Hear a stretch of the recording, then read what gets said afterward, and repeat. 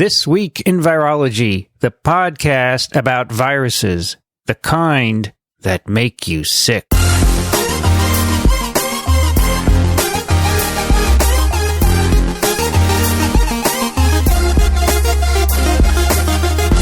From Microbe TV, this is TWiV, This Week in Virology, episode 533, recorded on February 1st, 2019. I'm Vincent Racaniello, and you're listening to the podcast all about viruses. Joining us today from Madison, New Jersey, Brianne Barker. Hi, everybody. It's great to be back after a long and chilly week here. Boy, was it cold. Yes, it was. I think other parts of the country were colder, but man, it hurt. I think so too, but you know what? It was more than cold enough for me here, so I feel awfully bad for them. So yesterday morning, it was minus 17 Celsius here, and the wind chill made it very painful. Also joining us from southeastern Michigan, Kathy Spindler. Hi, everybody. Yes, it was cold here. It was sunny both Wednesday and Thursday, but very cold. I didn't even bother to really look too much because they closed the university both days, which is almost unheard of. And so I just stayed home. Once I went to the gym first thing Wednesday morning and then stayed inside until this morning. So, yeah. That's amazing. We're all back at work. Yep. Well, let's see what it's like over in Austin, Texas, where Rich Condit is living. Hi, everybody. We didn't really feel that. It got maybe a little chilly, but no big deal. And today it is a balmy 290 Kelvin, which is 63 Fahrenheit, 17 C, and overcast. It's, it's not my favorite kind of weather, but the overcast part in particular. But given what everybody else is dealing with, I'll take it. That's fine. All right. Is there any news about ASV, Kathy? Oh, what did I have queued up? I don't even have my Google Doc on top of the page. Come on. Oh my gosh. Well, somebody give me a clue. What did I have? About the band. You gave us the band. Oh, that's right. Well, you can tell them that. So they've just heard that they're going to have a great band for the dance, Chase and Ovation. You can check them out at chaseandovation.com. They do the best Prince cover tunes and many other types of music as well. And today, as we record, is the deadline for abstract submission. February 1, of course, when people hear this, it'll be too late. But you can still register, of course. You can register at reduced rates until a certain time, right? Right, till around the middle of May or something. Yeah, it's on the webpage. But you should do it now so you don't forget. Right. Because I have done that before. I wait, and then all of a sudden, it's passed, and I have to pay more. So just do it now. Speaking of bands doing cover tunes, This is apropos of only that and nothing else. An Austin classic event, I would say, or an Austin typical event happened last week. Last week was the 50th anniversary of the Beatles concert on the rooftop of their studio. And so there's a long-standing, over 25 years, Beatles cover band here in Austin called the Eggmen.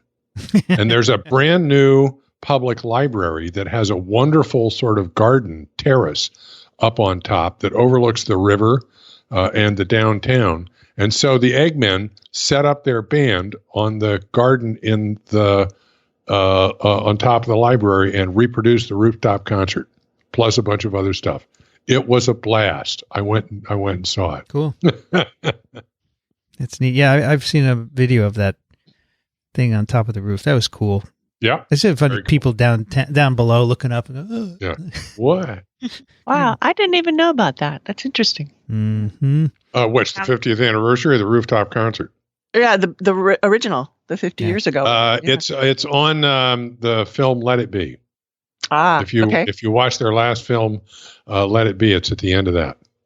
Cool. Yeah, this is a time when they weren't very happy with each other. No, you can find it on YouTube as well if you want to take the shortcut. All right, and I registered for one of the satellites at ASV, and they have a nice choice. It's a tough choice, but I forgot which one I did. All right. A couple of other meetings. European Congress of Virology. The abstracts are due March 1st.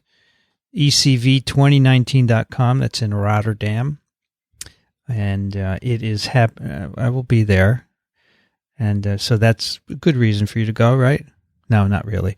April 28th to May 1st. Just kidding. In Rotterdam. Then we have the ASM Clinical Virology Symposium, May 5th through 8th in Savannah, Georgia. Abstracts due March 8th. ASM.org/CVS. And then the Intel International Science and Engineering Fair, which is in Phoenix, Arizona, May 14th, 15th. They need judges for 22 scientific and engineering disciplines, including over 200 scientists in the categories of biochemistry, cell and molecular sciences, biomedical, and health and microbiology. You get to judge the talented and innovative students who are presenting. And there's a link in the show notes. And Rich, why don't you tell us about Jerry Hurwitz? Sure. I'll do this in two ways. Jerry Hurwitz died last week. It must have been January 25th, at the age of 90 years old. I've identified an obituary here, but I found out about this from Stuart, longtime colleague and student of Jerry's, Stuart Schumann, who sent out an email to a bunch of poxy folks and others. And so his email actually makes a great obituary. I want to read it. Dear Poxvirus colleagues, yesterday brought the sad news of Jerry Hurwitz's death at age 90. He was my PhD mentor at Einstein and my faculty colleague for 30-plus years in molecular biology at Sloan Kettering. Jerry was a giant of biochemistry who left his imprint, intellectual and personal, on all who were privileged to be in his orbit. His omnivorous interest in DNA and RNA enzymology led him into poxvirology for a period of time in the 70s and 80s. Many of you will have interacted with him during those days, or at least be aware of the work he did on vaccinia enzymes. Jerry was walking around with an ice bucket under each arm and doing assays right up to the day they closed his lab and he became an emeritus professor as of last April 2018. He was not happy about being, in effect, forcibly retired. I'm sure those of you who knew him can imagine some of his comments on that topic. With best wishes, Stuart. And then I've linked to an obituary that's more formal in legacy.com. Jerry was the enzymologist's enzymologist. The quote of his that I like the best is, "Don't think, purify." Think Purify. It's a good title for an episode. He was he was a classic, as Stuart says, a giant of biochemistry, and died with his boots on. So Ann Skalka was his second graduate student. She said, "I always thought of him as my scientific dad, she says, 90 years old, still working up to his unwelcome retirement. I wonder if they will organize a memorial for him." Yeah, he was carrying around his ice bucket at the end. So when I die, I want to be buried with an ice bucket. No, a plaque assay. A plaque assay. Plaque assay. I'm not really I'm not a biochemist at all. A plaque assay, 6-well plaque assay, and as long as the plaques are nice. Yeah, we'll get you some nice plaques. Okay. We will actually do a plaque assay at your memorial service in your honor. Yes, exactly. Instead of speeches, yeah, that would be. Yeah, we'll just all do plaque assays. I'll do the dilution series. Sure. So I have begun my virology course here, and last week we had a methods lecture, and we talked about plaque assays. I said, it's the greatest assay ever invented. I will debate any of you on that. And they all laughed. All right, some follow-up. You may recall that some time ago, our virology colleagues in Mexico, headed by Susana Lopez, have put together a book called Paul Has Measles. It's for children, talk about viruses and vaccines. and it was released in English and Spanish, free download, and now it's available in French. And I will put the link in to the show notes for that. And Suzanne has a lot of other languages covered, but she would like a virologist who could translate it into Chinese. So anyone out there feel like doing it? Now, I don't know which Chinese, right? There are lots. She told me she has someone in India who translated into 20 different Indian dialects. Whoa. Oh, my goodness. Isn't that incredible? I didn't know there were so many. So anyone wants to do that, I'm sure you're listening. Well, that's a worthy task. Yeah, she has a ton of languages. Let me tell you. And I know that Islam Hussein is doing Arabic, which is cool. And let's see. Where did I write her? Which email? Was the French inspired by our discussion of French grammar a couple weeks ago? No, I think that was just one of the. I think that was just one of the ones she did. The French one was done by Felix Ray, structural biologist. I wonder if XJ could do this. XJ Meng. You could. All right, so she has a German, Portuguese, Japanese. I'm sorry, 6 Indian languages, not 20. I'm sorry. A Mixtec version, which is a Mexican dialect, Arabic, Croatian, and Hebrew. Great. And with some of these, of course, the bottleneck is that they have to have images made for the languages, right? Not just letters, so they're harder. And so the illustrator has to duplicate whatever the people write. And she wants virologists for the most part, so they would get it. Yeah. So, and then she says, your Facebook posts keep being translated into Spanish, and they're hideous. I think it's an automatic program. I don't know anything about that. But apparently they're hideous. So I'm sorry if you're reading my Facebook posts in hideous Spanish. I'll look into it, see if I can do anything about it. Anyway, that's a cool thing. Kathy, can you take, Dallon. Dear Professors Racaniello, Dove, Condit, Spindler. Firstly, I just wanted to say thank you for highlighting our recent paper on Marburg Viruses on last week's show. Marburg virus had a little lamb. It was great to hear other virologists discussing our work and the importance of the research. I'm also really glad you liked the quantitative fusion assay, although I'm sorry I didn't explain it better. I just wanted to get in touch to address a couple of interesting points you raised. You mentioned that measles virus is thought to have evolved from an ancestor of the now eradicated Rinderpest virus. Phylogenetic analysis of this genus fully supports this hypothesis. What's really interesting is that following the eradication of Rinderpest, there is presumably no longer any morbillivirus herd immunity in cattle. However, these animals are often co-grazed with PPRV susceptible sheep and goats. What we are now seeing in various serological studies is significant PPRV seropositivity in cattle, 20% or higher in some populations. Although there is little evidence for clinical disease in these animals, I think this raises important questions about how long it takes viruses to emerge as pathogens in so-called vacated ecological niches. I'd be really interested to hear your thoughts on this topic. We've also done a little bit more sequence analysis on old Rinderpest virus isolates and realized that one of the old vaccine strains that was adapted to rabbits and eggs also has a mutation at the same position, 191, in its hemagglutinin protein, as we identified in our study. I think this is pretty cool as it supports the idea of host-specific adaptation at this position.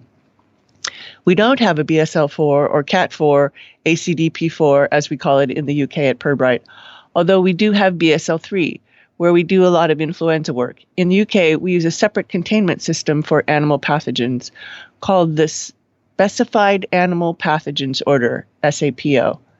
We do handle the top-level SAPO pathogens at the Pirbright Institute, for instance, PPRV, FMDV, and ASFV, all of which you mentioned in your show. I realize you won't have time to read any of this out on the show, but thought I'd get in touch. How wrong you were about that. Thanks to you all for your continued efforts in supporting the international virology community. Warm regards, Dallin Bailey. So yeah, I don't know what link I found that kind of implied that the Pirbright had BSL-4, but that was clearly a misinterpretation on my part. Actually, over on Twitter, quite a few people liked the episode, so glad you liked it. I like his sentence here that measles virus is thought to have evolved from an ancestor of the now eradicated rinderpest. Mm-hmm. I think I said, and I have thought of this as, because I don't really know the data of it. The thinking was that measles was actually a spillover of rinderpest that is more recent, more direct. But this sounds like it's more like there's a common ancestor. Have we ever covered this on TWiV? This bit of evolution? Well, I think we've mentioned it, but not really talked about it in any detail. Yeah, right. I think maybe we should at some point find a paper. Yeah, and get that clarified. Yeah, because I also thought it came as a spillover, right? Because it makes sense that humans started to grow cattle, right? Yeah, in proximity to their cities, and then boom. Yeah, it'd be fun. It'd be fun to get that in detail. I wanted to touch on this. This seeing PRV seropositivity in cattle, no clinical disease, and you say, I wonder how long it takes viruses to emerge as pathogens. Well, I don't know if it's a priori necessary if they're transmitted effectively without any changes that would make them accidentally pathogenic. Then you might not see it. Right? Yeah, this notion of vacated ecological niches, as if there's an ecological vacuum when something is eradicated. I think I don't know that there's really any, proof that that's an issue. Certainly in the case of pox viruses, we eradicated smallpox, almost 40 years ago or something like that. And there's been, maybe that's not a very long time. But I think what makes sense is if you remove a pathogen and then the lack of immunity allows a related virus to move in. So you have the outbreaks of some pox virus on the monkeypox, cowpox, right? Now that we no longer immunize, and then here you don't immunize the cattle anymore, so the PPRV is coming in. So I think that makes sense, right? So that's probably what we mean. Whereas in the traditional ecological sense, a vacated niche is actually an animal gone and then someone else goes in and takes its place, right? But I don't think that's happening here. So I don't think it needs to be pathogenic unless that's a consequence of, say, higher replication, so it transmits more effectively. But, a priori, what's the function of being more pathogenic? So I'm not so sure that would happen. Okay, Brianne, you should take the next one. Johnny writes, please tell Professor Barker, whose name I did not see listed among the hosts for this episode, how especially wonderful I have found her Immunology Lecture 5, Antiviral States and PRRs. The lecture was absolutely phenomenal. Her presentation of some of the complex elements and mechanisms of the cell's innate immune response to infection was close to magical. Wow, thank you. Professor B's infectious enthusiasm couldn't be contained. I'll return to it again. An appreciative, lifelong, distant learner, Johnny. Well, thank you. That's really flattering. Nice. So that was posted as a comment on the TWiV on circular RNAs where you weren't there, so hence your name wasn't there. And Johnny's a longtime listener. Johnny is a pediatrician in Cambridge, Massachusetts. One of these days, I would like to drop in on Johnny and go to maybe Bartley's or something like that. Yeah. Would be and say hello. Yeah, you're there all the time, right? You see your kid. Pretty frequently, yeah. We're going up there for, almost 2 weeks in March or something like that. Well, next time I'm in Boston to see my sister, Johnny, I'm happy to meet with you. Yeah. Vincent probably can get contact information for all you need is a last name. You can look her up. Vincent, maybe you can, into these show notes or letters, put the link again to Brianne's immunology lectures. Yeah, sure. Because I would have to go back and find them. And I got a link. It was I think you picked it on one of the episodes, right? I did. I will put in the link. No problem. Thank you. Let me make a note. I'm still really flattered by this Isn't letter. That nice? Yeah. Nice. It is. Yeah, I thought you would like a little flattering. We can all use some from time to time, right? Yeah, I guess so. Put in link to lectures. Although I do have something here, which is from Dixon. It's sitting on my desk to remind me. Look, it is a quote by Ralph Waldo Emerson. The expectation of gratitude is miserable. Yeah. So don't expect very true. Don't expect people to thank you or be nice or whatever, but when they do, it's great. Yeah. All right, we have a snippet for you today, which is published in Cell, and really a remarkable paper for a number of reasons. You'll see genomic analyses from non-invasive prenatal testing reveal genetic associations, patterns of viral infections, and Chinese population history. And this is from a huge set of authors. I think I counted about 38. And from many, many institutions throughout China and Denmark, the U.S., Canada, the U.K. I think I've got all the countries. And the first author is Xiang Liu, and the last author is Shun Zhu. There are 1, 2, 3, 4, 5 authors who are footnoted as having contributed equally. The first 5 authors? Wow. Yeah, Liu, Huang, Chen, Zhao, and Wan.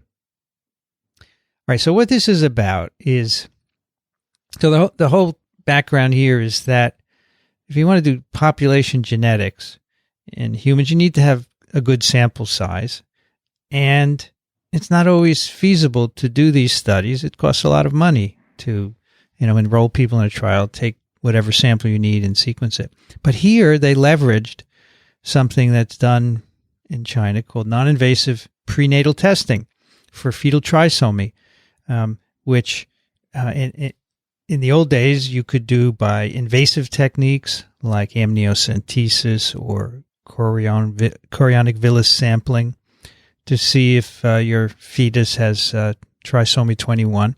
But now they take some blood, and it's some fetal cells are circulating in the blood. So you take out the cells and sequence the plasma, and you can get some fetal sequence as well as the mother, of course.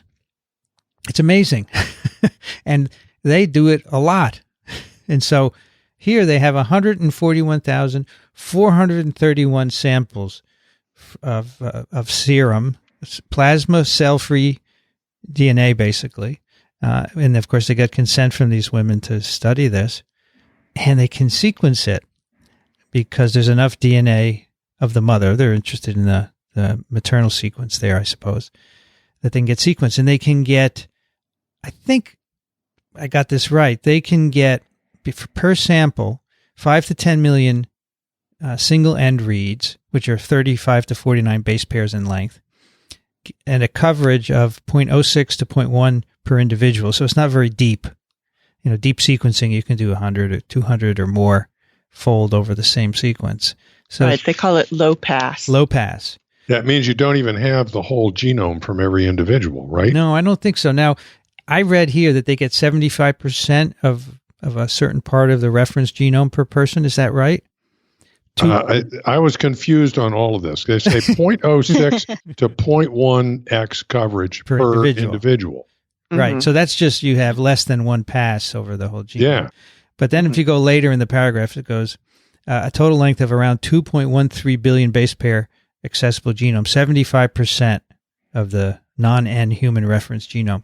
I interpreted that to mean per person, but I could be wrong. But anyway, the point is that they can get a lot of genome sequence, and you could start to look at lots of interesting things. And some of the things they do are not related to virology, but I want to just mention them because they're really cool. Before you do that, I just want to say that they make a big point about this, doing this low pass sequencing, given a fixed budget. Sample size plays more of an essential role compared to sequencing depth. So if you can get lots and lots of sequences, but not very deep, then that's the advantage. And so needless to say, the 131,000, et cetera, 141,000 is a really large number of sequences. And so even though it's not deep, they still can get a lot of information about it. I have to say that even though, it should be, I suppose, pretty obvious, I'm somewhere between amazed and creeped out that there's all of this DNA just floating around in my blood. Wait, I thought you were the one that wasn't afraid of, you're not afraid of eating any DNA. Oh, yeah. That was it. Yeah. He'll eat any DNA of any sequence. Right.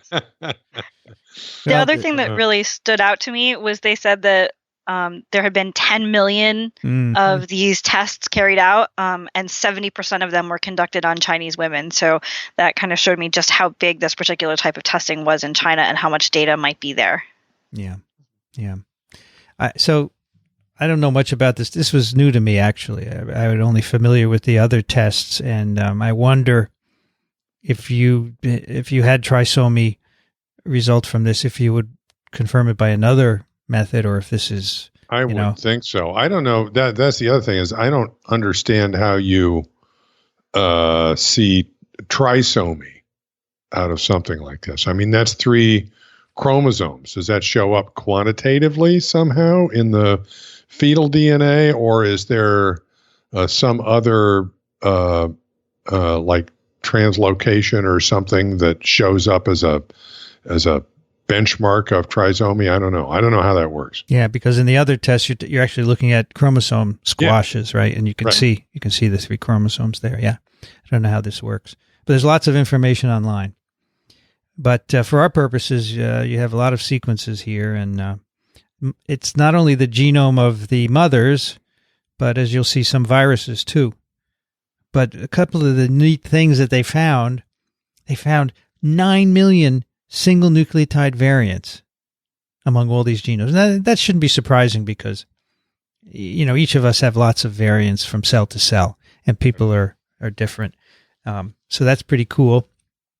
They can look at the structure of Chinese population, 1.4 billion people, but they say it's understudied with respect to its genetic history. So they could begin to say, Han Chinese are the biggest proportion, and they could say, how do these vary across the country?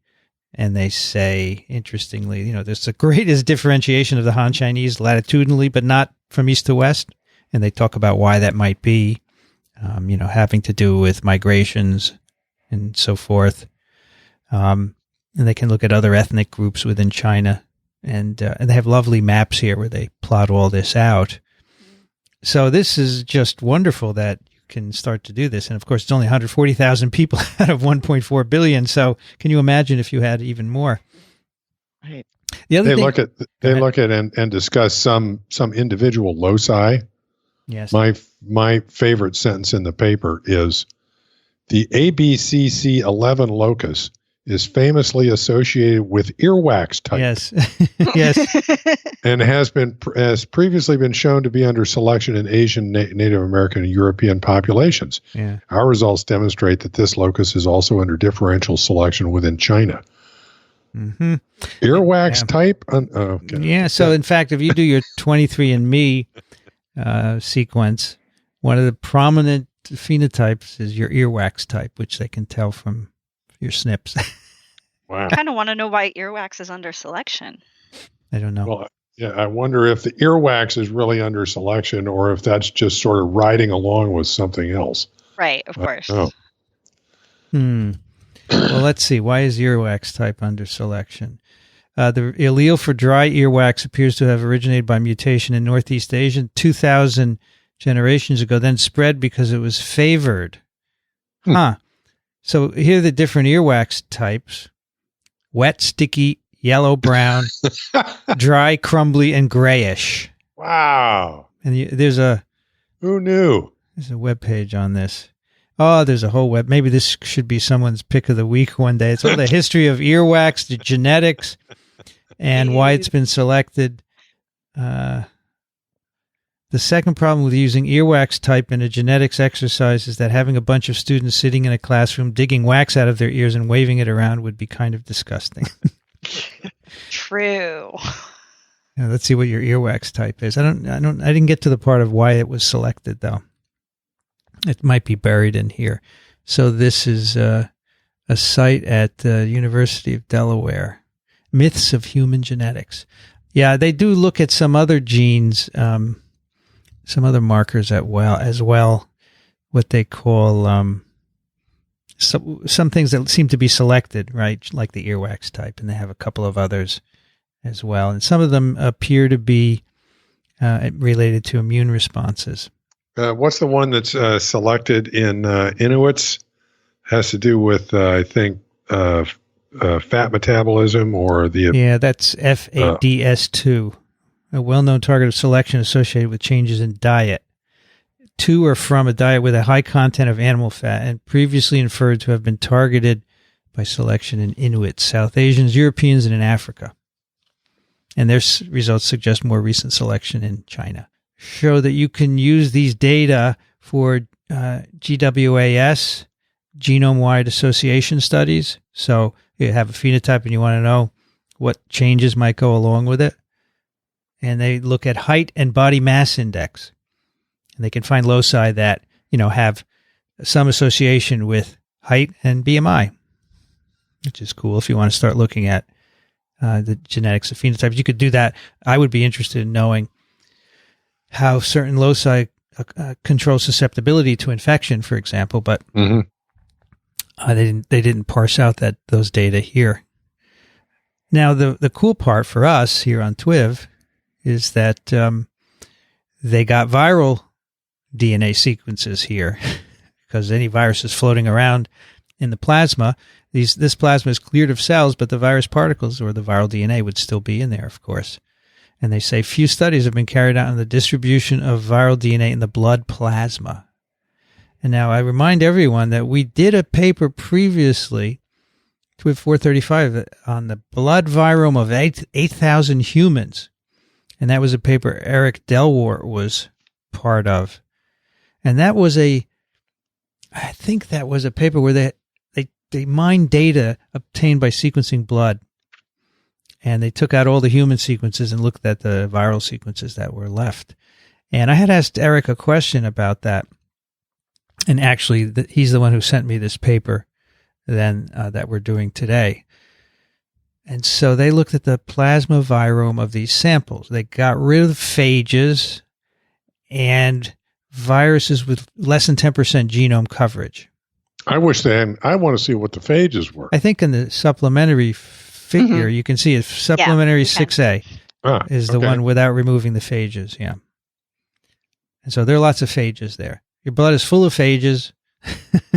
We're all going through a phage, a blood phage. And so they have a nice chart here of the viruses, and they're listed according to prevalence. And the most, does anyone know, aside from those on the podcast here, any listener, I'm going to let you think for a moment before we tell you the answer. What do you think would be the most prevalent virus found in the blood of these subjects?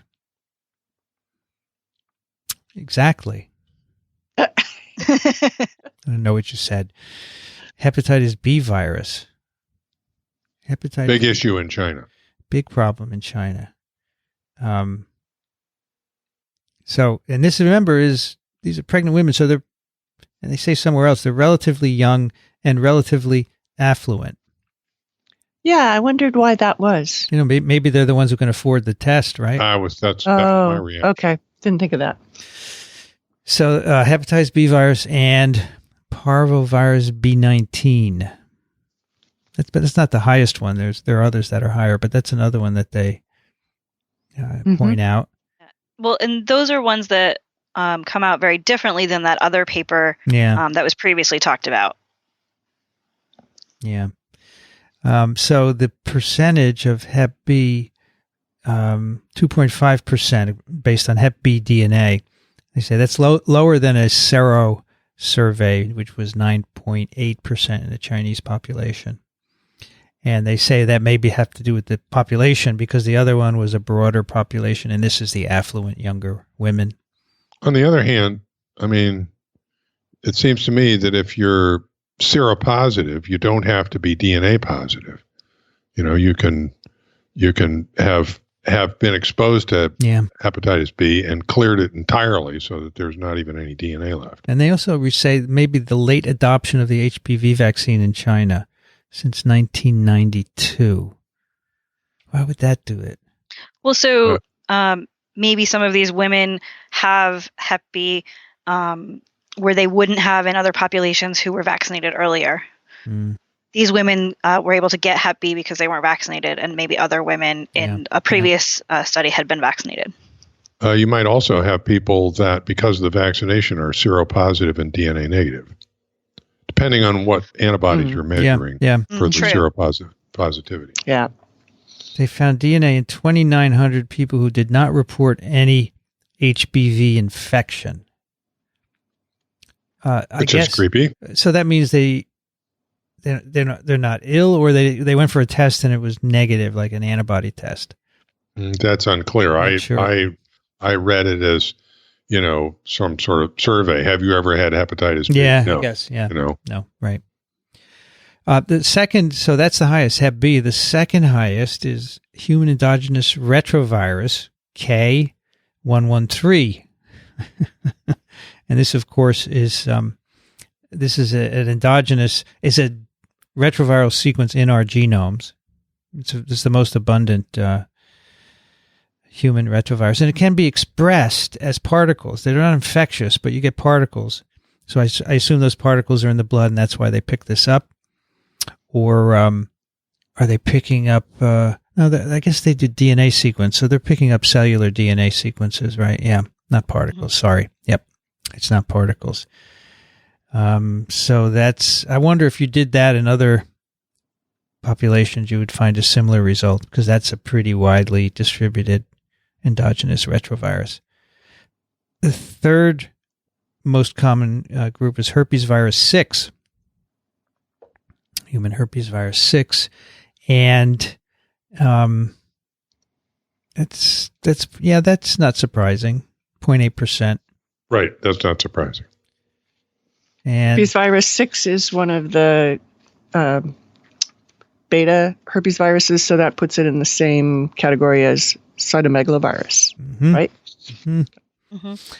Then herpes 5 and cytomegaloviruses are the fourth most common infection.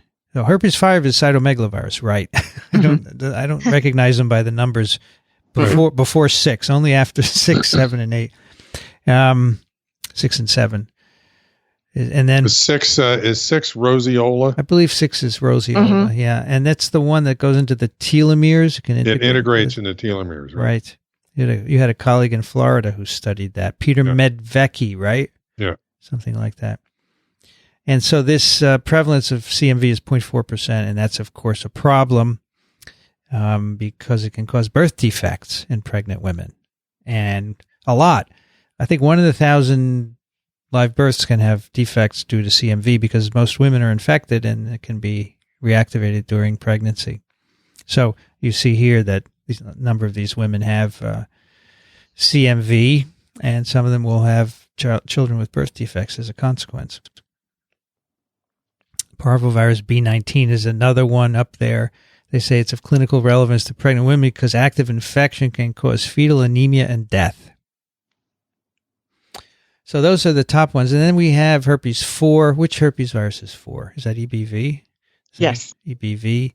Then we have 7, which is another rash one, like 6. Merkel cell polyoma virus. I mean, these are all less than 0.5% now. Unclassified herpes viruses, papilloma viruses, herpes type 1, adenoviruses now are vanishingly small. Herpes 3, Boca virus, herpes 2, HIV. Wow. There's a line there. I don't know how many people they had. I guess they could dig into the data and find out how many were HIV positive. Unclassified hepatitis, herpes 8, hep C, and influenza. So I'd say based on current knowledge, the two of these that are of the most concern are, as we said, parvovirus B19, because that can, if it infects the fetus, cause abortion, basically. Yeah.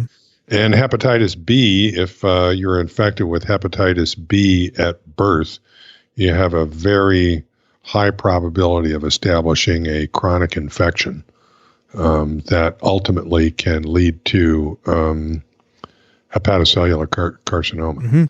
And that's the reason that we routinely vaccinate people for hepatitis B at birth. It gets everybody.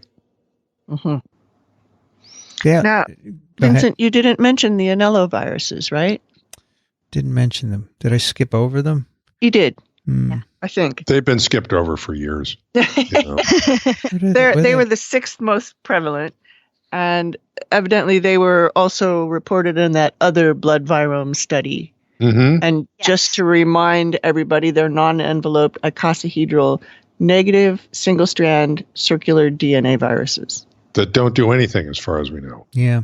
So these are low estimates. I think in my correspondence with Eric, he also said it should be both studies, his and this one, seem to be underestimating the Anello because they're almost, if you look at other graphs, they're almost in every one, these Anello virus. And maybe, Yeah, that's what I've seen. don't know why it's so low here. But he wrote why, but I've forgotten now. I even see it now. Where is the Anello virus? Is it on that first page where they're reporting the? It is. It's right under B19. In Figure 5A, it's the sixth one down. Yep, Anello. So it looks like it's about 0.25% prevalence. Yeah, it should be higher. Yeah, it should be higher. So Rarick wrote similar approach to the PLOS PATH paper, which are the 8,000 human similarities of the dominance of herpes and Anellovirus genomes in both datasets. The difference might be real due to geographic origin, HBV, and or due to the sequencing of whole blood versus plasma DNA in this study. Yeah. So in the other one, they sequenced the whole blood. Okay. That's got cells in it. Yeah. The other thing that they have here is a map of the prevalence of these viruses, 3 of them anyway, HBV, the HERV-K, and HHV6, in all the provinces of China. Is that what you call them? I guess so. It's interesting. They're not evenly distributed. HBV is kind of highest in the south, and so is HERV-K, but HHV6 is higher in the northwest. West, yeah. Interesting. Yep. Mm-hmm. Now, not knowing anything about China, I don't know what that means, if it goes with population or what, but it's pretty cool that you can do that. And then finally, they try to do to see if there are any germline polymorphisms associated with viral infections. So you could look at these and say, is there anything that makes you more susceptible to one of these viruses? And they do find a variant that's associated with the presence of a lot of HHV6, and the gene is called MCL1. It's a region, MCL1, MOV10L1. And MCL1 is involved in myeloid cell differentiation, has been shown to be upregulated during herpes virus infection. I don't know what that would have to do with susceptibility. And MOV10L1 is known to be associated with platelet distribution, and it's also correlated with severity of Hep B. But they didn't find any correlation with Hep B. MOV10L1 is a Peewee interacting RNA helicase, active during spermatogenesis and functions as a repressor of retrotransposons. So they think it might repress integration of HHV6. So polymorphisms could allow for better integration during spermatogenesis, and of course it gets in the germline. And that's those are the only 2 associations they found. Yes, and then the geographic. HBV DNA is higher in southern China. Other studies have shown higher in northern China.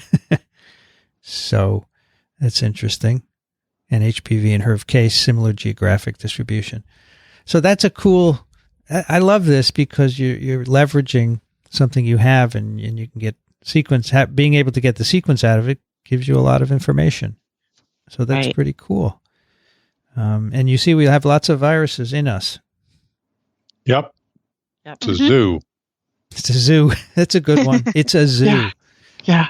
It's a literal And zoo. just, all the other things that they look at and, that we didn't cover, in the geographic distribution for these associations of deafness and albinism and Usher syndrome and other things. It's just, it's a humongous amount of data that you get.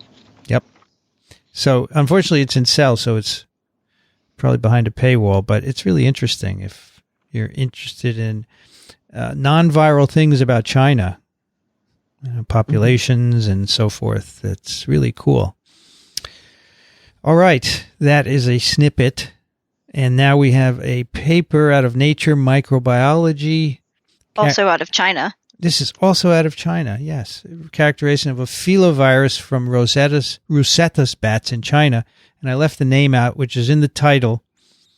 because Kathy can pronounce it better than I can. Well, I can't really pronounce it, but they give 3 different ways of pronunciation, and they have the Chinese characters, and then they have the pinyin, and then they have IPA. And I was challenged by the IPA since I kind of have to know a little of it for singing, but that I spent an inordinate amount of time trying to figure that out. And then ultimately I just pasted it into Google Translate. And so I'm going to unplug my microphone and try and play it through my computer. Here we go for the name of the virus. Mangla. Did you hear that? Yeah, do it again. Mangla. And then a little bit later, we're going to have the name of the virus that they're going to call. It's spelled DIAN, and here's how that's pronounced. Din. Din. Din. Wow. All right. I get it all wrong, obviously. Yeah. First of all, lun la. You don't pronounce the M at all, do you? Mangla. Did she say mung? I got the end. Munla. Yeah. Mungla. Mungla. I didn't hear it. No. I didn't hear it. So it's Mangla. spelled Mengla, and there are accents over the E and the A. Right. Mungla. Yeah. Munla. All right. Mangla. So that's after Mangla County in Yunnan Province, which is where one of these bats, as you will see, came from. So this is about finding new filoviruses. And the authors, the first 2 authors are equal contributors, Xinglu Yang and Qihua Tan. The last author is Zhang Li Shi. And we have also on the paper Linfa Wang, who has been on TWiV before. And this comes from Wuhan Institute of Virology, Duke NUS Medical School. So Duke National University of Singapore, that's where Linfa is.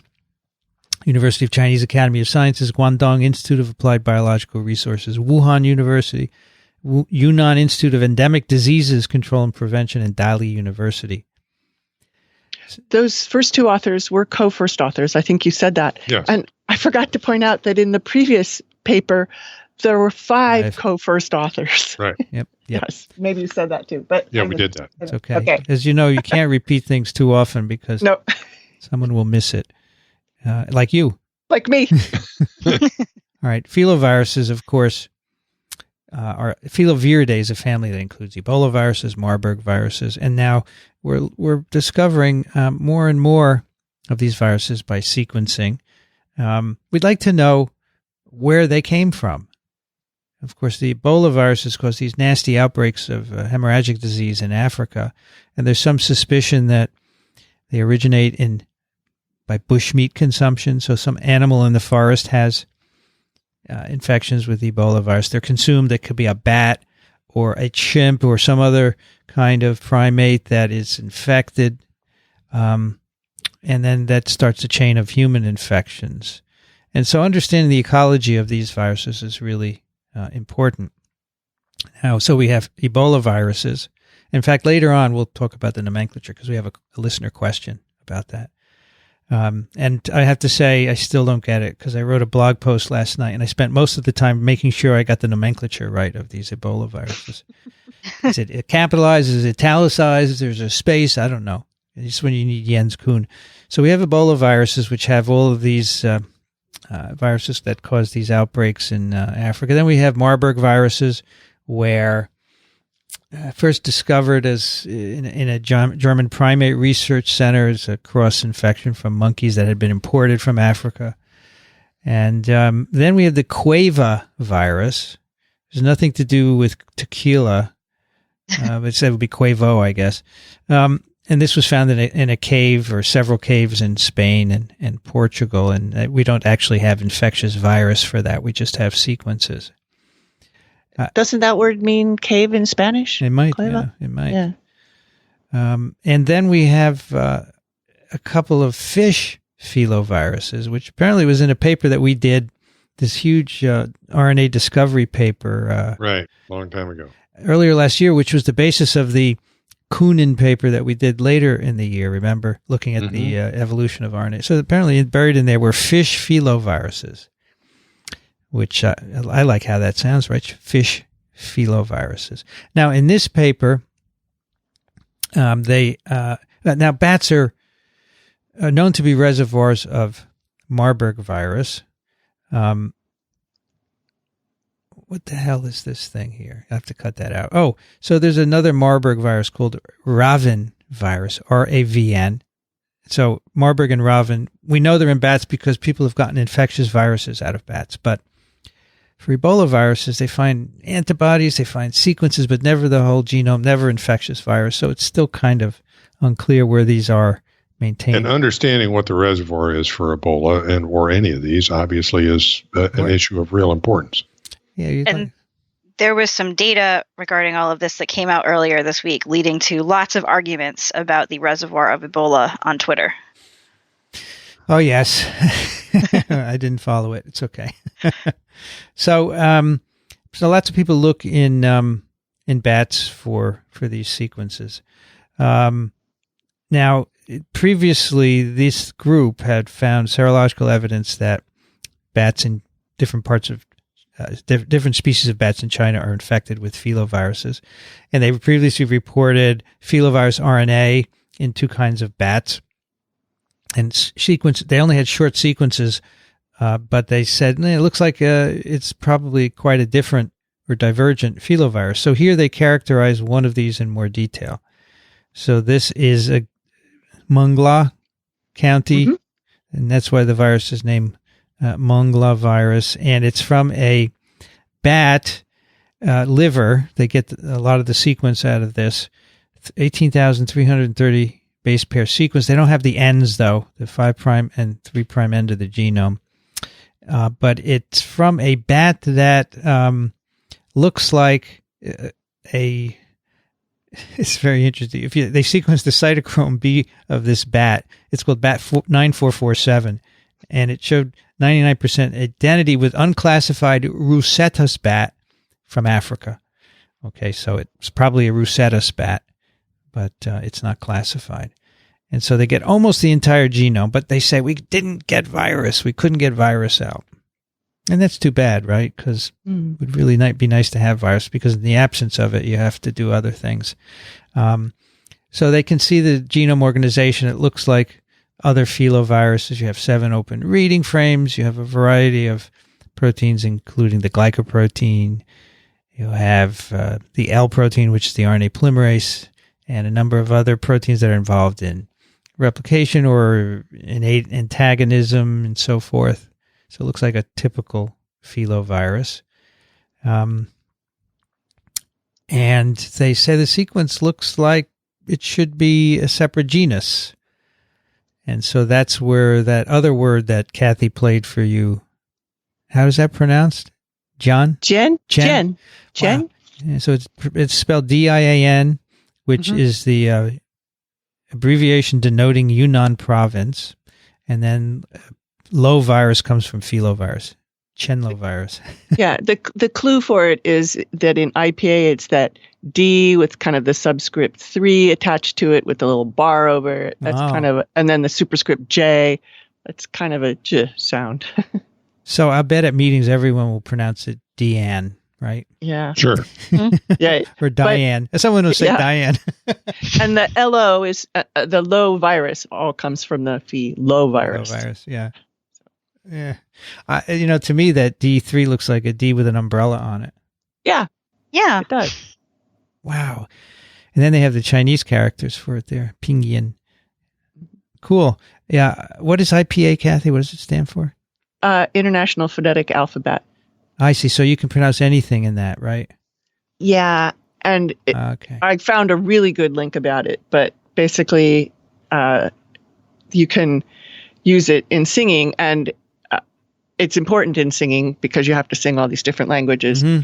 And so to record the appropriate sounds, one of the links I found said that it's really useful to get opera singers because they're so good at IPA that they can do all these sounds. When I hear IPA, I think of beer. Sure. Yeah, there is that. When you Google it, you have to.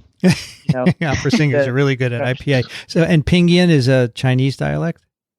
No, Pinyin is a way of depicting the characters, but in our kind of alphabet. Okay. Brianne, do you speak Chinese? I do not speak a word of Chinese. Okay. So they do a couple of experiments which should be familiar to everyone because they're kind of similar to the experiments we talked about last time with Morbillivirus Had a Little Lamb, right? And we actually, Brianne, you and I did a paper a while ago because we were the only ones on TWiV of Bombali virus, another Ebola-like virus or filovirus from bats in Guinea, I think, Western I believe Africa.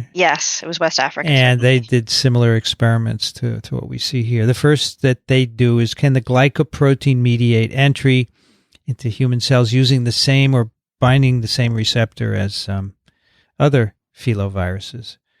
And Now remind me, this is the Niemann-Pick receptor, right? Yes, Niemann-Pick, NPC1, which is an Now, endosomal protein, actually. Right. It's a sort of a post-entry That's receptor. Right. Exactly.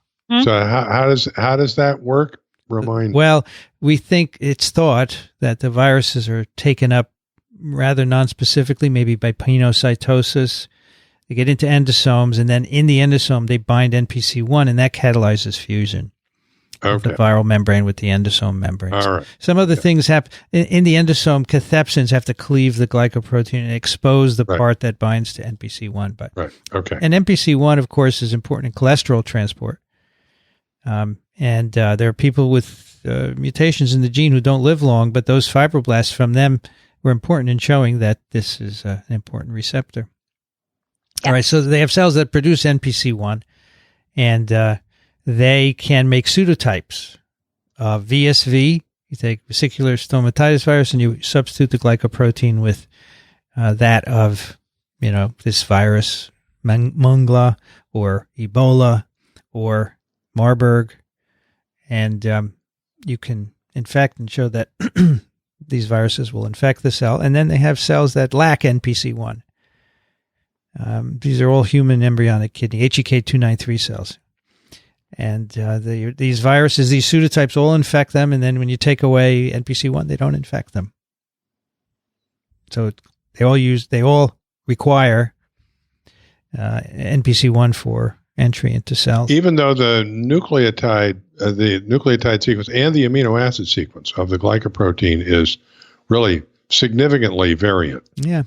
Yeah, overall. But apparently there's a higher homology in the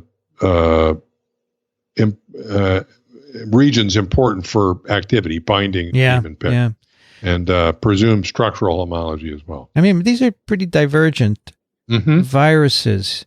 The glycoprotein overall is the 39% with Marburg, but it's actually interesting. They're all requiring NPC1, so there's a really conserved part. Yeah, and they do the nice control here too, where they put it back and show that they can get the virus back in. Right. Yeah, I love this figure. It's so straightforward, clear, and you can just look at it and figure out the result. Yep. It's nice. I wonder if the fish phelos require NPC1. Whoa, what a great question. I was wondering the same thing. Not hard to do because the sequence is there. You could easily get the glycoprotein sequence and do the experiment. I don't know if fish have NPC1. Does anyone know? They have cholesterol, I guess, right? Do fish have cholesterol? Do fish have... I think they might. I shouldn't say these things. I think they should, yes. Fish is if you want to lower cholesterol, fish have some cholesterol. Of course, they have omega-3 in higher levels. Yeah, so they don't have a lot. 3-ounce serving of shrimp has 161 milligrams of cholesterol. People then go on Twitter after they listen and say, Vincent didn't know this or Vincent didn't know that. Well, yeah, I don't know everything, but I'm willing to look it up or ask someone else. So, but then wasn't there somebody who complained about us looking stuff up online during the show and they didn't like that? Yeah, well, that's please everybody. That's just tough because this is how it's done. This. Niemann-Pick C disease, lessons from zebrafish development. Ah. So zebrafish have NPC1 and you can knock it out. And they find that morphins display numerous abnormalities, including cholesterol mislocation, cell movement defects, and at later stages of embryogenesis, cell death. There you go. So fish now you do gotta have do is NPC1, and you just need to. Now the thing is, you need fish cells in culture, right? Right. No, I think those are easy to come by. Fathead minnow cells. Fathead minnow. There you go. I'm not kidding. I believe you. minnow cell. Fathead minnow. What a great name. That's what you grow frog virus 3 on. So the glycoprotein of Mangla virus can bind and allow entry of pseudotype viruses, and it's in an NPC1 dependent fashion. Okay. And of course, the next thing is, can the genome itself replicate in cells? So they make mini genomes. So this is similar to the morbillivirus mini genomes that we talked about last time, where you make a minimal genome. You have, in this case, they have the ends, the two ends of the viral genome, and then in the middle they put a green fluorescent protein encoding gene, and then you can put those into cells, and they will produce RNAs, and then along with that you put in viral proteins that are needed for replication of the mini genome. And they had to use the ends of either Marburg or Ebola here because the ends were not really well described of Mangla virus from their isolation. Right. They didn't have them, so they couldn't use them. So they did the opposite experiment where they put the Mangla proteins in and asked, can they replicate mini genomes with the ends of Ebola or Marburg? And the answer is yes. So these Mangla virus proteins are functional and able to replicate a mini genome. So once again, low homology, but cross-reactivity, if you like. Now, of course, just like last time, it doesn't mean that the entire cycle is going to happen. If they had Mangla virus and you put it onto a HEC293, it doesn't mean that it will replicate. It might need other things. A lot of other things happen besides entry and genome replication, but it's a start. It's okay. Oh, and I don't think we mentioned that they tried to get infectious virus out of these bats. They did. They were unsuccessful. So, Rich, why do you think it's so hard to do? Oh, I don't know. Maybe there's not much there. Right? Yeah. Remember, their sequencing is pretty sensitive, so maybe in fact there's no infectious virus present. Maybe it's just pieces. Could be. And they persist. Yeah. So that's the problem with pieces. Although since they got most of the genome, that's a pretty good sign that there's more than a trace. I presume they tried to grow them on bat cells. I don't know. Culturing viruses is not straightforward. Oh, it's an art for sure. Yeah. Yeah. And they should have tried fathead minnow cells. Yeah. Just so you could say the word.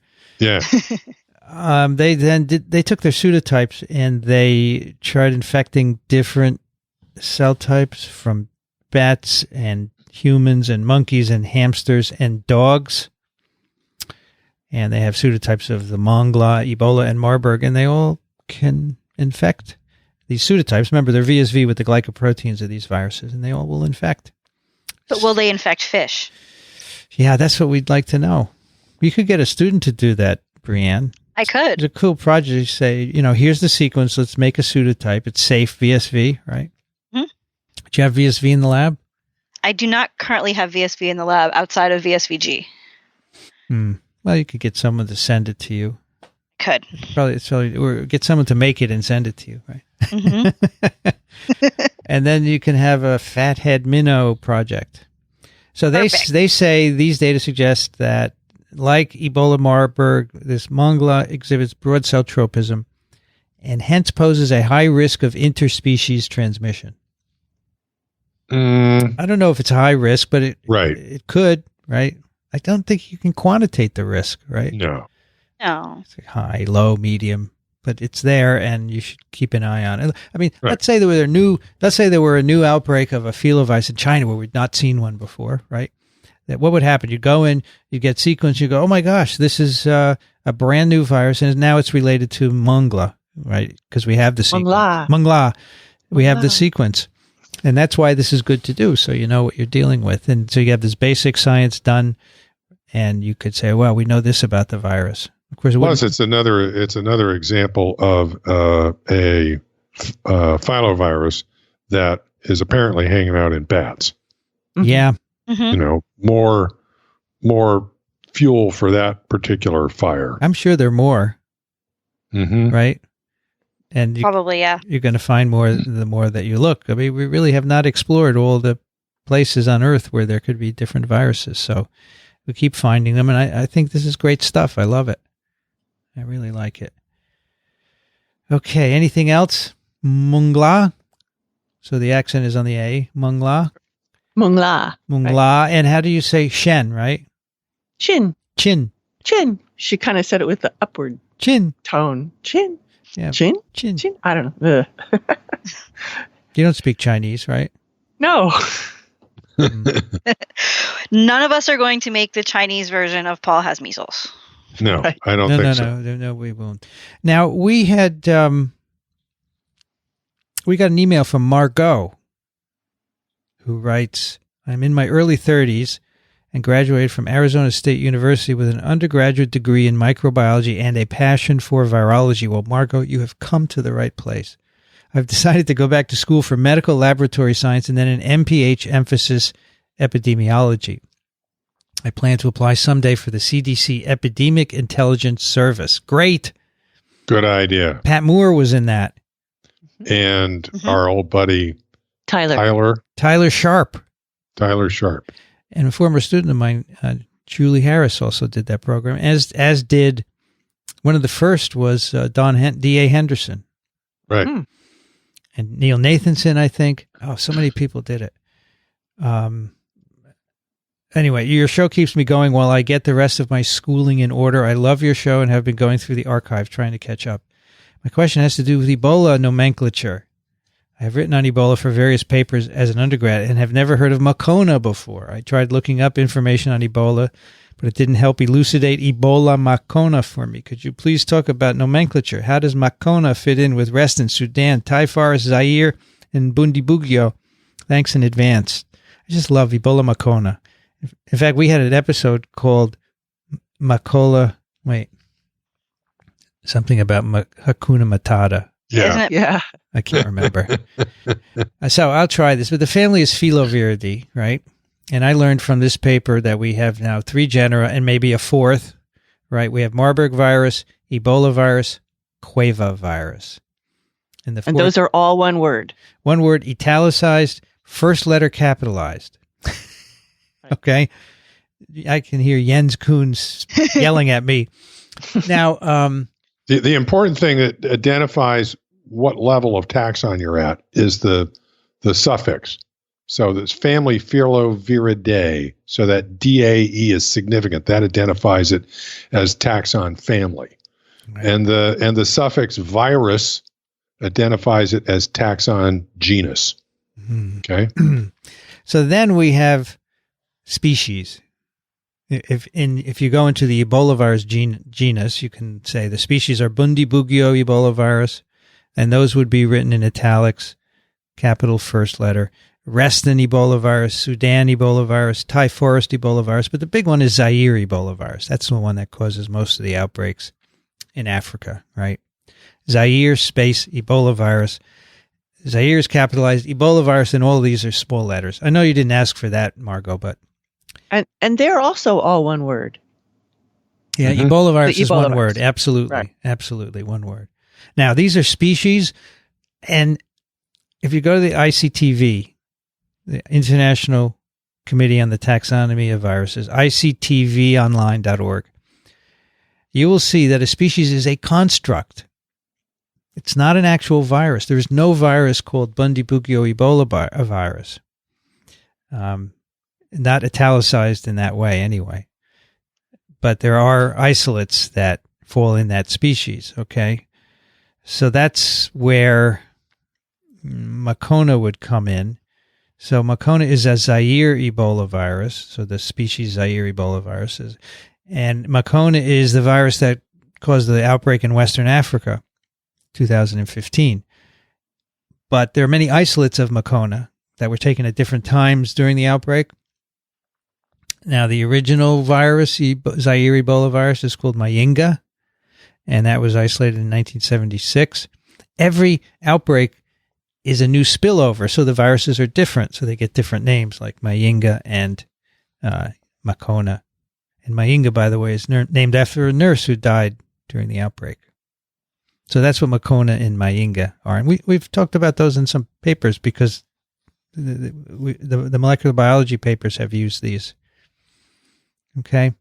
And then we had some hints about pronunciation, and the thing where the person put together the clips at the end of the year, there's Brianne saying Ebola virus the two different ways. Oh, yes, right. If you listen to that. Yeah.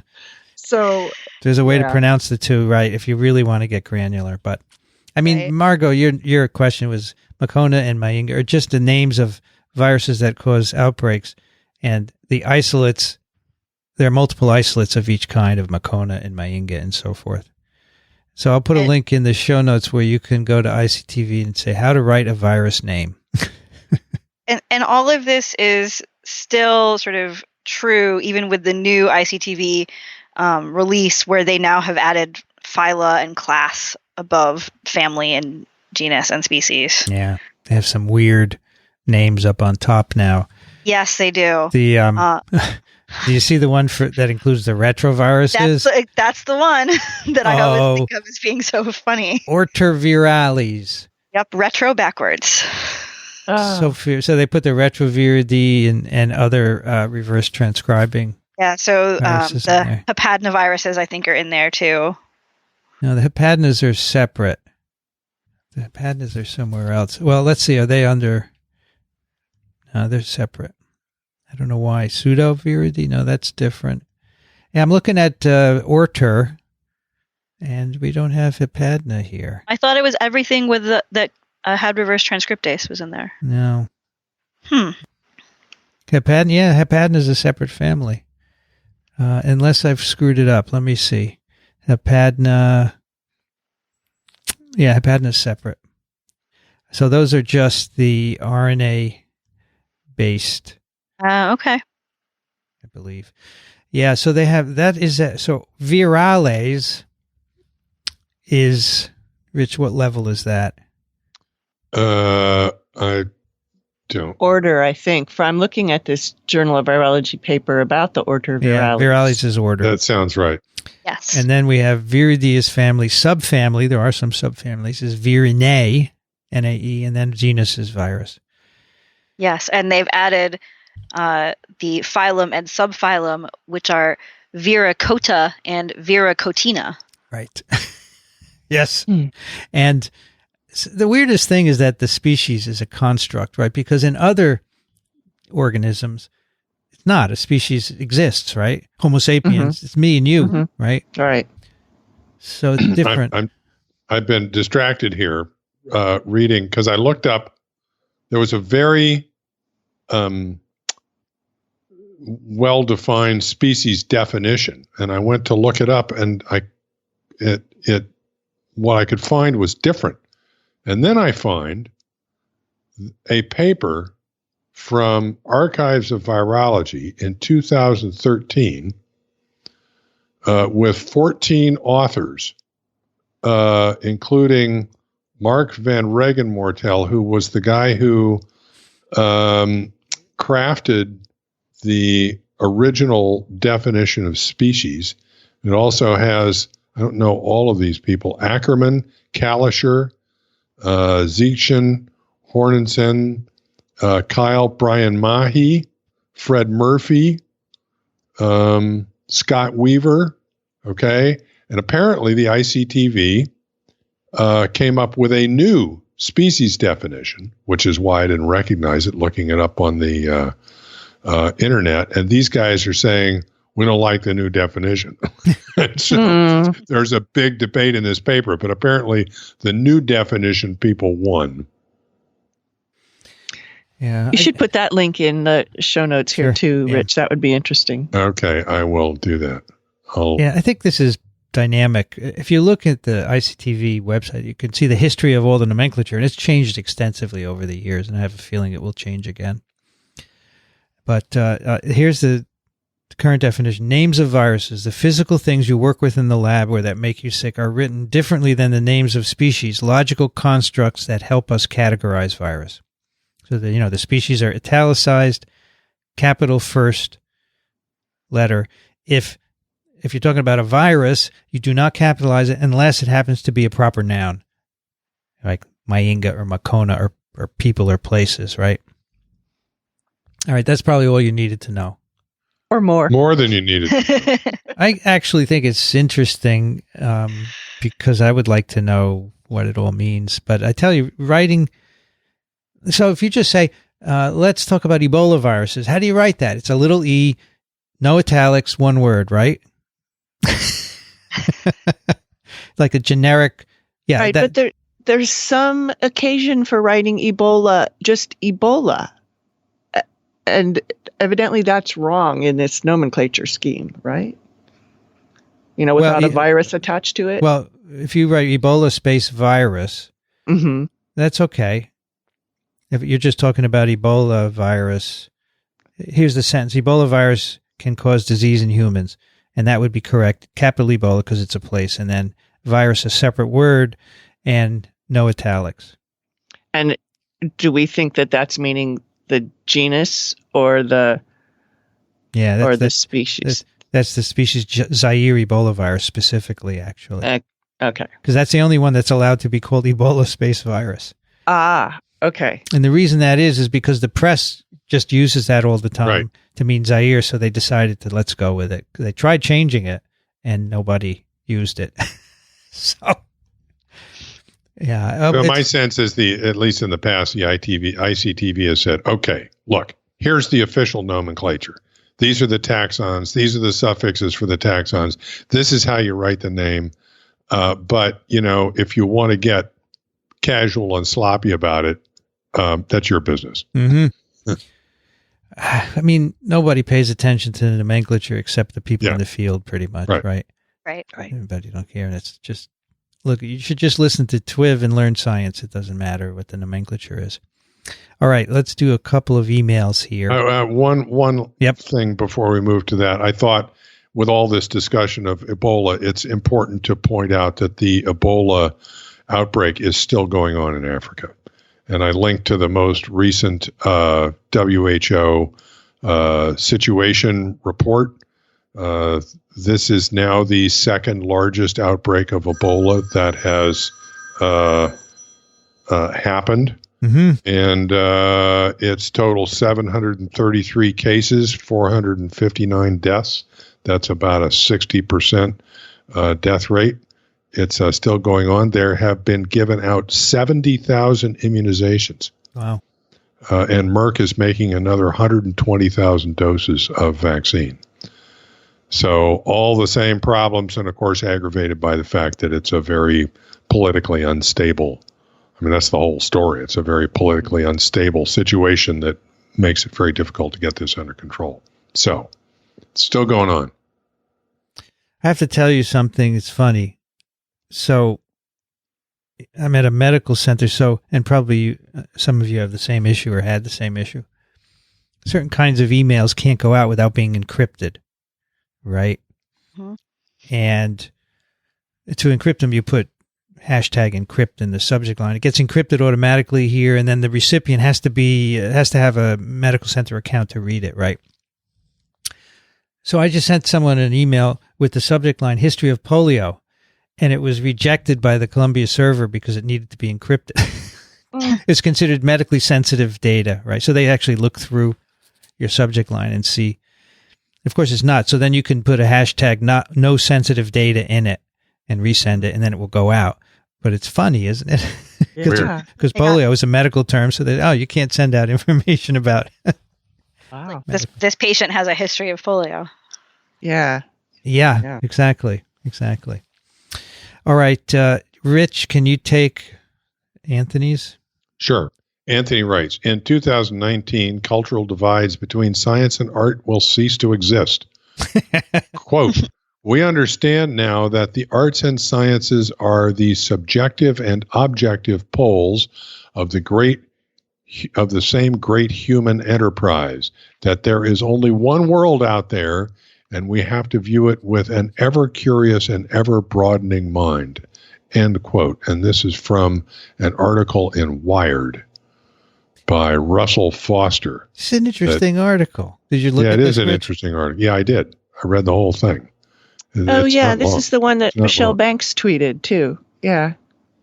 And it basically points out that decades ago, it says 60 years ago, 1959, physicist C.P. Snow delivered a lecture in Cambridge where he basically emphasized a cultural divide between the arts and the sciences. And this is a very optimistic article by Foster, who basically says that the sort of understanding, at least a rudimentary understanding of science and its role in society, has become so commonplace that it's no longer this mysterious thing and occupies the same sort of space as art, and there's a lot of crossover. And so we don't have to think of them as two separate entities anymore. Yeah, the article says, today we attend a science festival, visit a science museum, read a popular science book with the same ease and enjoyment as going to a concert, visiting a gallery, or reading a novel. And I would include listening to a science podcast in that. Yes. Mm-hmm. Right? Because that's part of it, right? And I agree that we have to get these two closer together. He's talking about TED Talks. But I don't know if it's going to cease to exist this year. Yeah, I'm not so sure that it's ceased to exist yet. Because there are a lot of people who do not care at all about science, right? Yeah. And, you can't convince them to care, and so I think it will take a while. But I do agree with the premise that there shouldn't be opposite poles, right? Even as they're messing with Twitter on their iPhones, they're not convinced that science is of value. I know. The product of science right there in their hands, right? Incredible. We carry these little computers around that connect us to the entire globe. Yep. Amazing. The next one is from Ken, who writes, TWiV plus TWIM plus TWiP plus TWiVo plus Immune should hit 1,000 this year. The total now 935. I actually calculated it's 973 as of this TWiV. Maybe for the 1,000th Twix, you could do a joint podcast across some or all of the podcasts. Thanks for all the great podcasts, Ken. Can you imagine all the hosts together? Oh, my gosh. How many is that? We got, I don't even know. It's too many. It's a lot. It's like, that'd make a hell of a party. That really, that'd be fun. Well, the thing That would be fun. Be all to get together somewhere, but that won't happen. And we could figure something out where I do separate ones and mash them all together. It would be cool. 1,000 Twix would be neat. How many hosts on TWIM? So we have 2, 3, 4 on TWIM, including you. Yep. Okay, then I've got it figured out. I'm working on it. Anyway. Okay, you can work on it. It would be very fun. Brianne, could you take that next one, please? Sure. Let's see. Tomer writes, hello, TWiVosophers. My name is Tomer Greneau, and I'm currently a scientist at a biotech company. In a previous life as a postdoc at Columbia University in 2017, the Dana-Farber lab, I had a paper that was published in Immunity. We then submitted a cover image, which was not accepted by the journal. This leads me to realize that there are probably thousands of interesting, thought-provoking science journal covers that never got published and were ultimately tossed away into personal file obscurity. My aim is to change this by creating a website that brings these rejected covers to light. I will call it Uncovered Science, research journal covers that never made it. The reason I am contacting you is that I was hoping you might have some good suggestions for a platform for this website. I was thinking about Squarespace, but perhaps you have some other ideas. If I am able to get this website going, I would also appreciate if you could send me any failed cover art from your labs. Thanks for your time, Tomer. I've attached a grainy picture of the failed cover we made for Immunity. It's not a bad idea. No. Not a bad idea. I have never had a failed cover. I haven't sent one in that many years. I used to be the cover editor for JV years ago. Oh, wow. And I put one of my own pictures on once that wasn't even from a JV paper, and they got all upset about it, but I never submitted anything since then. But I tried to get one of Green Brains on, and I had to keep sending things in. They wanted it printed on real photographic paper, and I wanted to do a number of different exposures because getting the negative controls to look negative with green fluorescence was tough. And so I still have this strip on my wall of somebody printed it for us on the slick poster paper, but it still failed. Well, you got a submission for this website. Exactly. Did you? I like this idea. Yeah. So, Tomer, you could do Squarespace. That's really easy because it's all done for you. You don't have to do any coding or fooling around. You you pay a certain amount a month. It looks good. If you don't have experience on websites, that would be a good one. I don't use it for everything. When Dixon wants a website, I often use Squarespace because one, he'll pay for it, and that's good. And then it's easier for me. I could do it quicker. The alternative is to use, say, WordPress, which is another blogging platform. But you still have to host it. You could host it at WordPress.com. Again, let them do it. Or you could get a hosting provider yourself.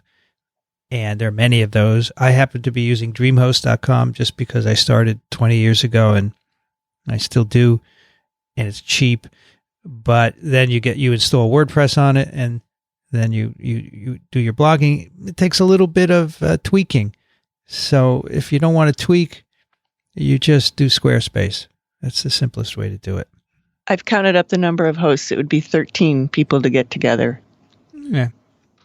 The most I ever had on a podcast was 7, I think. I think at UNC we did 2 with 7 people each. 1, 2, 3, 4, maybe more. I don't know. I'm thinking there might have been one with 8, but maybe 7. Yeah. 13 would be a lot. Yeah. It would be a lot. Kathy, can you take the next one? This is from Anonymous. Hi, TWiV team. Greetings from Southern California, where we are currently experiencing consistent temperatures of 15 to 20 degrees C with a bit of rain here and there. I've been listening to TWiV for over the past 6 months and have found it to be intensely fascinating, entertaining, and one of my highlights of the week. I think there are a few places to listen to a diverse array of topics in virology and also hear the input, opinions, and perspectives of a variety of knowledgeable people. I was also excited to discover and start listening to the immune podcasts as well. TWiV 527 was personally relevant to me, having suffered with chronic gastrointestinal dysmotility all my life. And by that, he's referring to from stomach to large intestine, and which only continues to worsen and become more unpredictable. I found it comforting to know that there is active research that challenges the common doctor's office diagnosis of dysmotility as just something caused by stress, and that is essentially that patient's own doing. The paper by White et al. Featured on TWiV 527 and countless other studies about immunity, infection, and dysmotility provide an even stronger foundation for better diagnostics and therapeutic innovations. But I feel that looking for immunological causes of dysmotility disorders will be neither readily nor quickly utilized and accepted in the clinic, especially until human studies have been done. Therapy targeting the immune system will most likely carry many unknown side effects and risks, require more monitoring by clinicians well-versed in immunotherapy, and a considerable price. I'm curious to know your thoughts about how successful immunological dysmotility therapy could be if effective therapies can be developed. Would it be accessible to many people? Will we still need to look for other more practical therapies? Will we need to focus more on identifying the culprit viruses and pathogens and develop measures to prevent subsequent effects on gastric motility? Might the development of gastric dysmotility disorders depend on the individual's immune response to infection, since most of us are likely to experience the same infections from the culprit pathogens? For instance, CAR T cells were a notable landmark in cancer immunotherapy, but few people, let alone insurance companies, would be able to afford such care. Thanks for your wonderful podcasts and keep up the great work. Your work has been a great compliment to my academic career and development as a scientist and is something I aspire to. A lot of questions there. Yeah. Well, I think a lot of these So it's complicated. You pointed all these out, Anonymous, that you have infectious agents, you have viruses and bacteria, you have your microbiome, you have your immune system, then you have your genome, which can have changes, mutations, or polymorphisms, we should say, in immune response genes. All that is probably going to play into it. So it's going to be a little complicated to sort out. But I do think the solution is likely to be either some kind of probiotic microbiome change or a drug that ameliorates the inflammation. And already there are, where was I? At a company, and we are talking about IBS or IBD, I don't remember. And the guy said, I have a drug for you, an anti-TNF monoclonal antibody or something like that. I mean, it's going to be something like that, I suspect. Whether it's going to be affordable, I don't know. Brianne, what do you think? Well, I think it depends a little bit on, how we define affordable and how we define effective. But there are many immunotherapies, just like the anti-TNF antibodies or some of the other anti-cytokine antibodies like anti-IL-17, anti-PD-1, anti-IL-1s that are being used by a lot of people. The anti-TNF is actually used in a number of different cases. Mm-hmm. And so I'd call that one pretty accessible. Mm-hmm. But I'm not so sure that I would call CAR T cells very accessible. So I think that one of those types of antibodies that could block inflammation could really work here sometime down the line. We did a paper on TWiV this week where this is just amazing. In 3 different mouse models of autism, the social deficits are corrected by giving the mice one species of bacteria, Lactobacillus reuteri. Wow. And it works via the vagus through oxytocin receptors. It is amazing. They're going to definitely start doing clinical trials with this in people, right? Because it's just... Yeah, that's fantastic. So something simple like that, I think it's going to be a probiotic or a monoclonal or maybe a small molecule of some kind. And I think it's going to happen in the next 10 years, right? Right. These things are moving really quickly. There is apparently I don't think this is all GI dysmotility diseases, but there is a one class at least that is apparently an autoimmune issue. Mm-hmm. And I don't know what the immunity is to. It's to various components of that enteric nervous system, I suppose, that causes the dysmotility. But that's the kind that I suppose would be approachable with the same sort of therapies that are used in other autoimmune diseases. All right, let's take one more. It's our last one from Margot. I love your podcast. I was listening to your talk with Dr. Hotez. It got me thinking. You should check out the Alan Alda Center for Communicating Science. Perhaps something like that can be started at other institutions. I think you might be interested in Arizona State University. I know it may be counterintuitive, but ASU is a great university for community engagement. There's a department called the School for the Future of Innovation in Society, where science communication by from scientists and the issues you raise might find a good home. Granted, I got my undergraduate microbiology degree and my master's from ASU. Thanks again for an amazing podcast. So this refers to, I was talking to Peter, I said I'd like to find a place to teach science communication, and I'm not sure where that might be. I have an idea. What's your idea? You want to save it for later? Yeah, we can save it for later. Okay. All right. Time to do some picks. Brianne, what do you have this week? Well, it, of course, has been very cold, both here and in other places in the United States. And there are lots of different articles out there about different types of phenomena that happen in the cold and some polar vortex experiments that you can try. And this is an article from the New York Times where a reporter actually tries a number of the polar vortex experiments that are floating around the internet at home to see whether she can make them work with her kids. And I think that they are a lot of fun. They're things that I would like to try if I wanted to go outside in this cold. And I like the way that she talks about the process of science and trying to explain to her kids why different experiments do or do not work. I really want some crystal bubbles like those too. Those are cool. They are. Yeah, it's just really cool. Huh. Yeah. They have a lot of snow there. Boy, we don't have snow here. That makes it easier. Rich, what do you have? I have a documentary film called Three Identical Strangers. This was pointed out to me by Grant McFadden. This film was made and was in theaters last year, and this was just broadcast on CNN last week. I know that you can get the DVD on Netflix. There's probably other places you can get it as well. This is an sort of, in a way, an update of an older story that many may be familiar with, and that is of identical twins that were separated at birth and later reunited. In this particular case, it's identical triplets. And those of us who are old enough may remember this phenomenon that happened, 30 years ago or so, where these triplets accidentally discovered each other and that they had been put up for adoption at birth and raised in separate homes.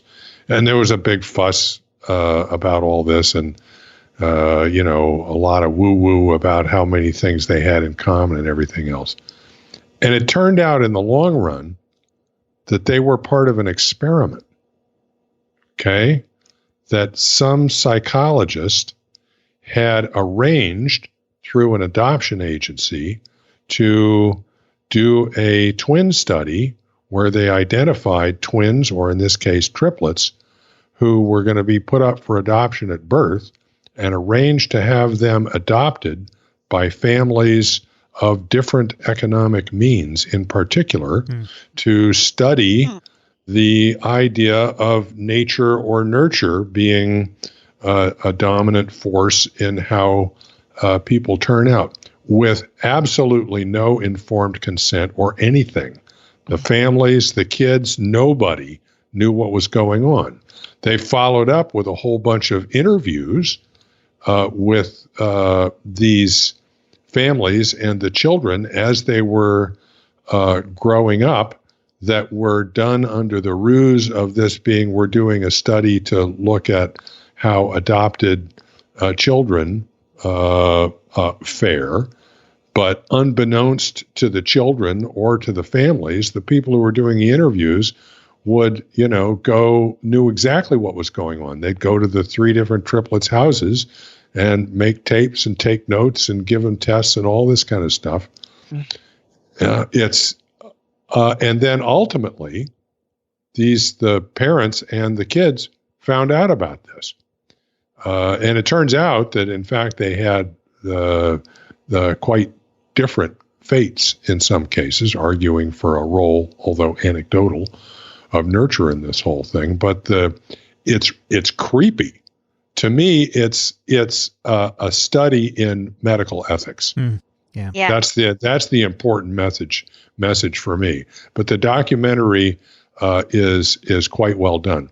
It reminds me of the Helen Lack's story, Henrietta Lack's story, where her cells were taken and cultured without any sort of informed consent. But this, to me, is even much creepier in that this really had a dramatic impact on these people's lives. And it was, really deceitful. The doctor the psychologist who conducted these experiments, he's dead now. He died at the age of 94. Believe it or not, he actually escaped the Nazi regime through Switzerland. Okay. So it's not as if he was naive. So it's a pretty amazing story. Yeah. They used actors in this, right? It's a combination of a lot of interviews with They interview the triplets. Okay. Okay. They have archival footage, and they interview the actual people. And there was several of these done. There was like 5 or 6 twins pairs that were subjects. Okay. There's one other pair of twins that shows up in archival footage on the show. So they have archival footage. They have interviews with the individuals and interviews with people who in one way or another were involved with the program, and one journalist who wrote up this stuff some time ago. And then they do some sort of reenactments of a couple of scenarios where they needed to. Because the picture, they all look identical. Must be the actual triplets there. Oh, yeah. Yeah. That's the archival footage. I see. That's the archival footage. Oh, yeah. Trying to think, how would you get 3 actors to look? They all lived within a 100-mile radius of each other. Amazing. They wound up getting together and opened a restaurant together. And how many they of were these, phenomenal. How many of these were done? Do you know? More than one? I looked it up. Hang on. I think it's like 5 or something like that. Wow. And the results were never published. And he was all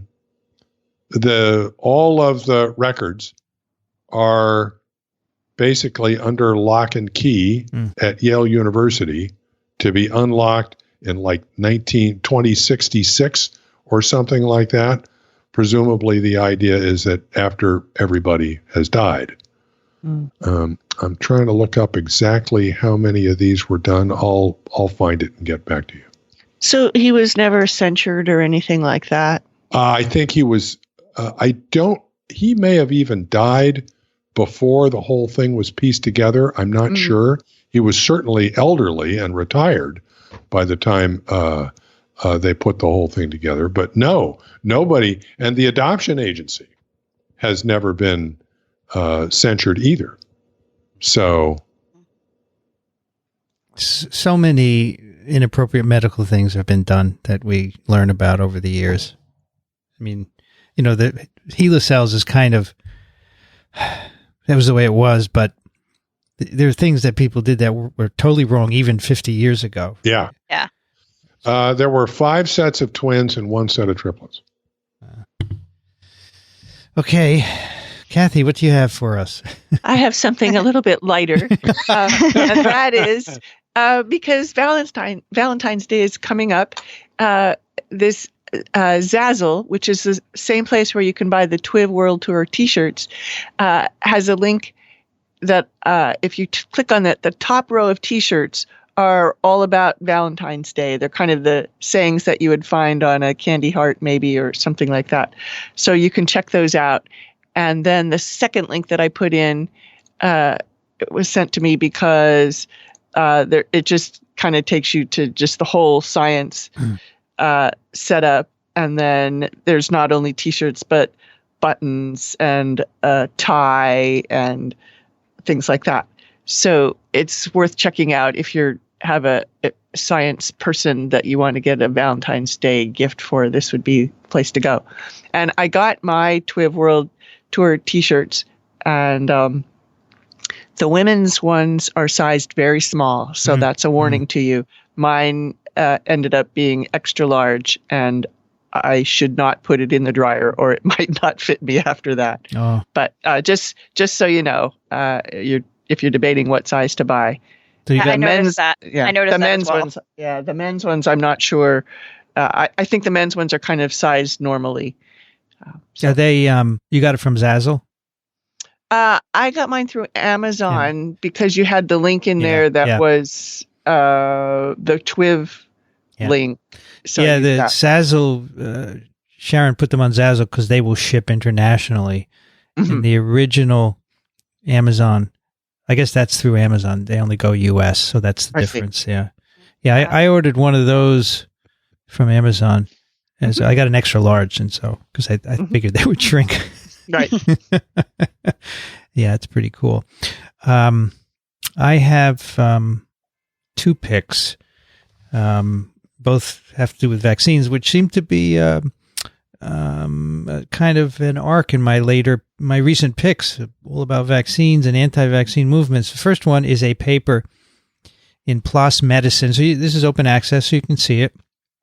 It's by Jacqueline Olive, Peter Hotez, Ashish Damania, and Melissa Nolan. It's called The State of the Anti-Vaccine Movement in the United States, a focused examination of non-medical exemptions in states and counties.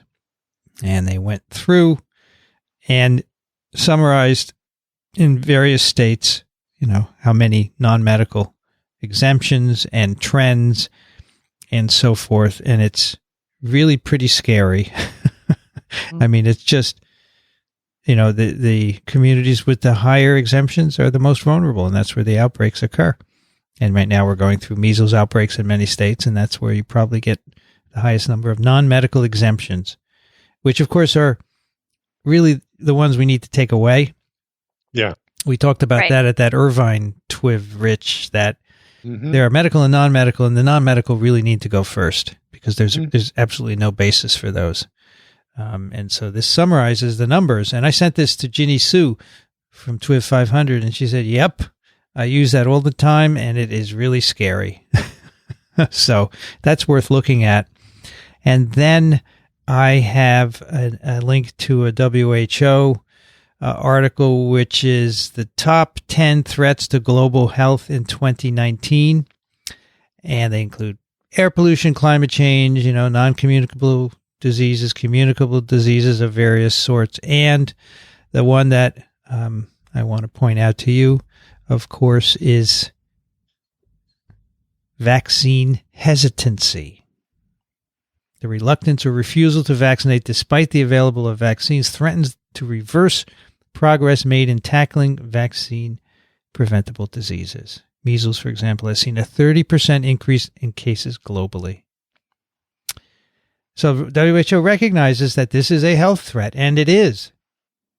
Vaccination works. You need to get vaccinated. You need to vaccinate your kids. There are no excuses. Here was an interesting tidbit relates to this Sunday being Super Bowl Sunday. In the letter that Mary Woolley, the president of Research America, sent out yesterday, she said at the very end, fun fact, advertising for the Super Bowl costs $500 million. That's enough to fund universal flu vaccine research for the next 2.5 years. We can't afford not to pay for more research. Yeah.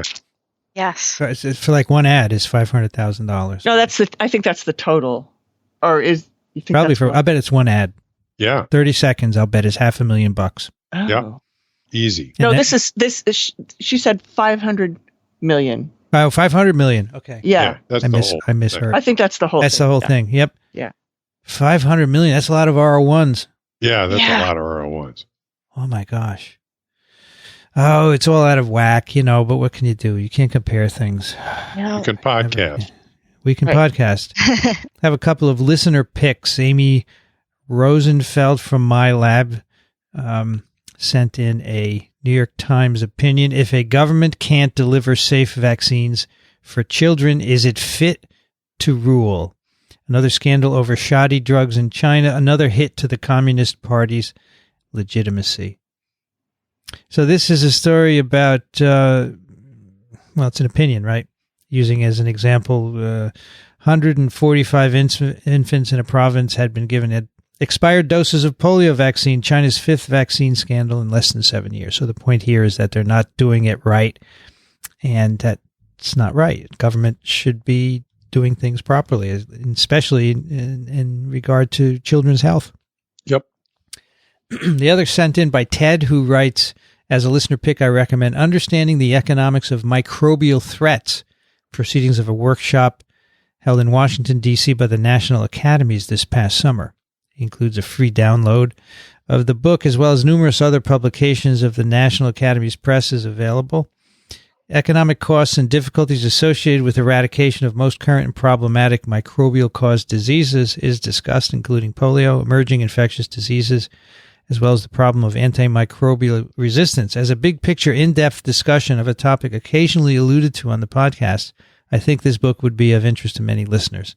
Best wishes from the new year for always sunny or rainy southern Florida. And Ted is a DMD at the College of Dental Medicine, Nova Southeastern University in Fort Lauderdale. Thank you, Ted, for this reading from my emerging infectious disease class. There you go. Yeah, the National Academies publishes a lot of very cool books, and they're free for download. You can also buy copies, but if you just want to download them, like this one, and this is a great topic, the economics. Yeah, we don't talk about it too much here because I personally don't understand economics. The only economics I understand is that I don't have enough money to pay for my expenses, and it's you probably understand supply and demand. Yes, I do. I joke about it, but I'm more interested in viruses. Right. All right, that is TWiV 533. You can find it wherever fine podcasts are played on your phone or tablet, and we'd like you to subscribe to the podcast so we know how many people are listening. That would help us a lot.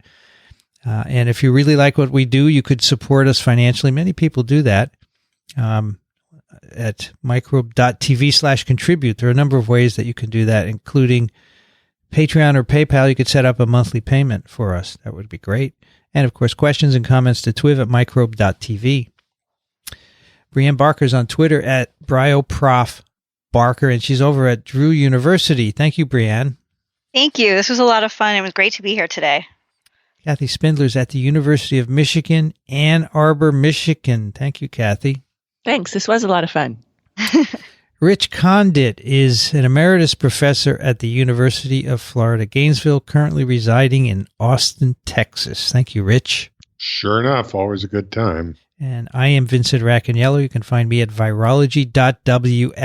I'd like to thank ASV and ASM for their support of TWiV and Ronald Jenkins for the music. You've been listening to This Week in Virology. Thanks for joining us. We'll be back next week. Another TWiV is viral.